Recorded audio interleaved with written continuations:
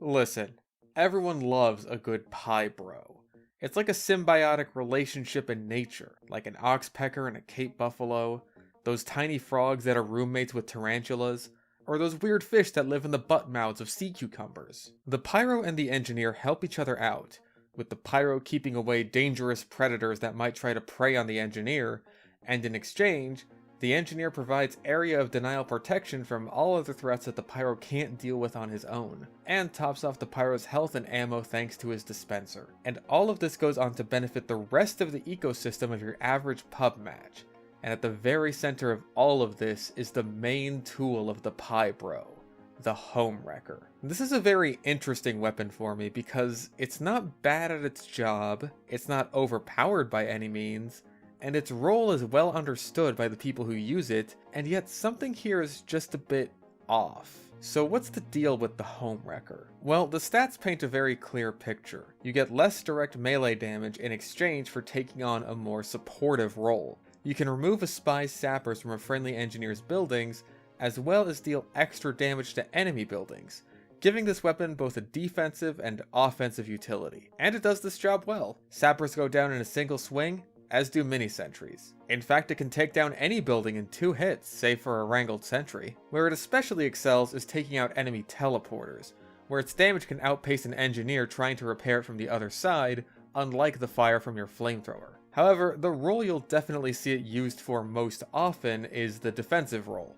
where a pyro is either right next to an engineer's nest, or else patrolling a small area around it hunting for any potential enemies, while never straying too far in case of emergencies. Even though it can actually be very effective, I rarely ever see pyros use it offensively, even with something like an uber push. I think part of that is because the Dragon's Fury fulfills the offensive sentry buster pyro role quite well on its own, while having even more range than the flamethrowers, and being able to hit the buildings and the engineer at the same time. Not to mention, if the enemy engineer has their own pyro bodyguard, then running forward with your melee is a great way to get your uber completely denied. Not to say that it can't still be used for this, it's just that it rarely is because there's usually better options. Level 3 sentries are obviously a very impactful target to destroy, but running at them with your melee weapon is rarely going to work out because of the sheer amount of damage and knockback you'll be taking. In those rare instances where you can manage to get a drop on a sentry though, whether it's around a corner or just being thrown back up, it's downright filthy. I think this weapon would work really well in the hands of those psychopath pyros who are able to land right on top of a sentry with a detonator jump and then circle strafe it to death, but those guys all seem to spec into the extinguisher, so I can't really blame them for not taking the more efficient method of building destruction. If you're choosing not to use the Dragon's Fury, then I think it's still pretty good at this job without being overshadowed by your primary. In general, I find that the best flamethrower to use with this weapon is stock, since it gives you the most air blast to work with. And for secondaries, I pretty much only ran the detonator so that I can close the gaps on buildings easily. The Homewrecker also helps to cover the weaknesses of the flamethrower compared to the Dragon's Fury, like taking down mini sentries, especially if they're in the process of building. Meaning, if there's a particularly annoying battle NG on something like a Koth map, you can make his life a lot harder while still keeping your full air blast potential with your flamethrower. And it's nice to have that option. Having lots of air blast to work with also helps when you're taking on the more defensive Pyro approach. It helps keep projectiles away from the Engi's nest, and it's useful for denying enemy Ubers for as long as possible while the engineer keeps his sentry alive. And the stream of flames from the non-Dragon's Fury flamethrowers is the best deterrent to spies that you can have. But that's kind of where one of my problems with the Homewrecker lies. Pyro, on his own, doesn't really need the Homewrecker to be a supportive team player around his engineer. If the Pyro is on top of his shit, spraying for spies, constantly spy checking anyone who gets too close, air blasting rockets, destroying stickies with one of the explosive flare guns or maybe the shotguns, denying Uber pushes, what's the Homewrecker doing this whole time? Just taking up space? Now sure, it's good for emergency situations where the engineer is unable to get the sapper off of his sentry, usually due to a sap and stab, but if the Pyro just does this, then what's the spy even going to do to begin with? The Homewrecker seems to thrive in this sort of middle ground, where the pyro is too inattentive to successfully deter spies from making a sap attempt in the first place, and the engineer is also either too inattentive or otherwise unable to stop the spy from sapping his sentry. And there are situations where this all works out, such as during a coordinated multi-pronged attack where a soldier medic pair is shooting at the sentry at the same time a spy is sapping it, so you have to take care of the combo while the spy takes advantage of the chaos to make his play. But holy shit, how often do you see that level of coordination in a pub? Hell, most of the time you don't even see a basic pybro like I've been describing this whole video, and that's super easy to do. The fact is, when most people play the game, despite it being a team game with team in the title, they're out for themselves and no one else. Now, if they are playing as a team, they'll be duly rewarded for it, because coordinated team play is one of the strongest forces you can have on your side, if not the strongest.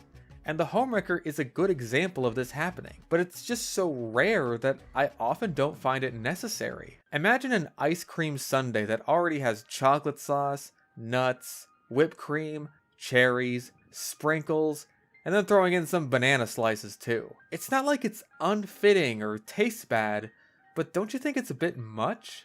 That's kind of how I feel with the Homewrecker. It's not solidifying the niche of the pybro, it's just kind of overkill. And yet, it feels like the single most defining trait of this subclass. It's certainly not a bad weapon, but I'm not really sure if pyro is the best pick for a weapon like this, since it's an area he's already so adept in.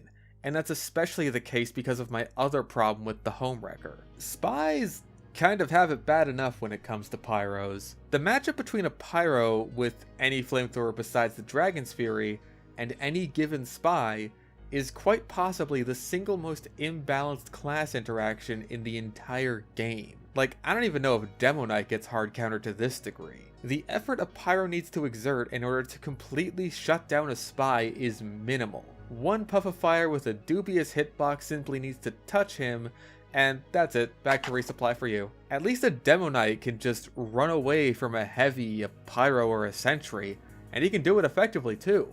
A spy can be as good at the game as he wants to be, but if a pyro is just lawn-mowering with his flamethrower, then simply making a play can be downright impossible, or at least even more up to luck than it was before on what already feels like a very luck-based class. Now, all of that makes a spy's life hard enough, on top of just being kind of a bad class to begin with, but let's take a pretty reasonable scenario into account. The spy manages to break through the nest defenses and gets behind the engineer to pull off a stab and sap. The engineer is dead, and the sentry is currently being sapped. Well done, spy. He tragically dies after making this play, but his job is done. A massive roadblock for his team is out of the way, and he can ascend to Spy Valhalla. Oh, just kidding. I've been in this situation so many times, where I think I've managed to do one of the handful of things that Spy is actually capable of doing, only for a pyro to waltz in and say, nah, no you didn't. And once again, if this were on any other class besides pyro, it wouldn't feel like such a slap in the face. Because while other classes usually get some kind of fuck spies weapon, it at least makes a bit of sense. Sniper gets Girardi and the Razorback?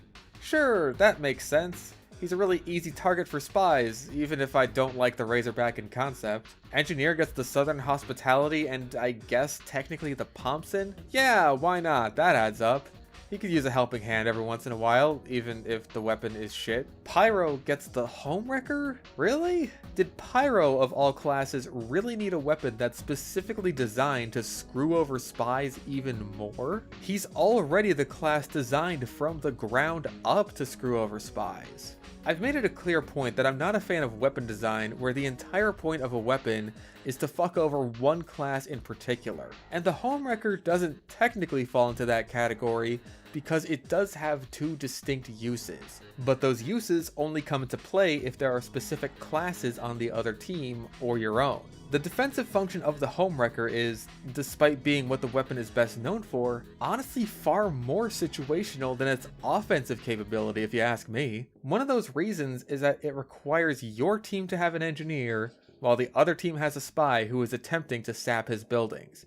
If the enemy has a spy, great, but if you don't have an engineer, bad news, and vice versa. Maybe it was just bad luck because I only get so much time to record these videos, but I found myself able to take advantage of the Homewrecker's ability to destroy buildings far more often than its ability to destroy sappers. And not just things like teleporters and dispensers that the engineer left behind or isn't currently attending. I mean sentries too. And it wasn't for lack of trying. I hung around engineer nests for ages, trying to get into a good situation to use this thing against spies. But in the vast majority of situations, the nest was taken down by a power class combo anyway, the engineer just took care of the sapper himself, or the most common scenario, I simply erased the spy from existence long before he got the chance to do anything, usually through no fault of the spy himself. The fact of the matter is, a spy simply isn't the biggest threat to a sentry in the first place, and there's no reason not to play proactively instead of reactively. The best defensive measure is a preventative one. Despite this being the de facto Pybro weapon, and this function seemingly defining this subclass or playstyle or whatever the hell you want to call it, it simultaneously feels like it's almost entirely redundant, as well as like you're bullying a class you already curb stomp on a regular basis. While I think the Homewrecker is a fine weapon, and I'm not going to call it bad or overpowered, I think that it's not quite suited for Pyro, at least not in terms of its defensive capabilities. And yet, I understand why it was put on him to begin with. It all comes back to that symbiotic relationship between him and Engineer. They work well enough together that it just makes sense. From a balance perspective, I think the weapon could be just as fitting on something like Heavy or maybe even Demo Man, but from a game design and class role perspective, Pyro, while not being what I would like to call ideal for the Homewrecker, is also kind of the best option. Heavy likes to hang around dispensers, sure, but he's slow to reach a sapped building and he's vulnerable to spies to begin with. And Demo is far too aggressive up on the front lines as a heavy-duty damage dealer to be hanging around protecting engineer buildings. If anything, I think one of the better classes that could equip this would be Sniper, with him and Engineer both being backline support classes who have a vendetta against sneaky Frenchmen, but giving the lanky Sniper the big bulky sledgehammer as a melee weapon doesn't quite fit, even if it would give him a more traditionally supportive role. Pyro's unique status as a jack-of-all-trades allows him to slot into that same backline support role without too much hassle, and the Homewrecker allows him to specialize in it just that bit more and make a spy's job just that bit more painful and agonizing. Whether the impact it has overall is beneficial or not is something I don't think I can really say. I just found it interesting to think about. So I guess this has been a very long-winded way of saying that this weapon is sometimes good and sometimes bad. Thanks for watching, subscribe.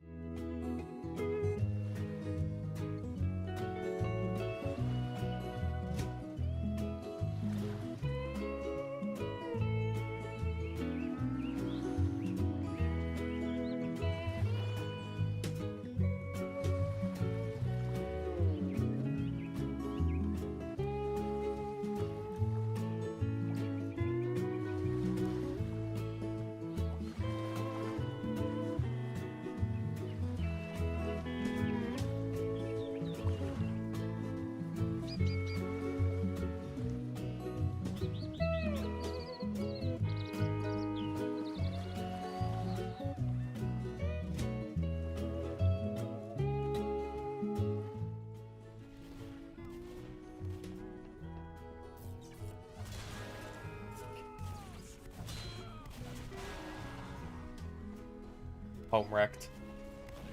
Place it down. Place it down, idiot!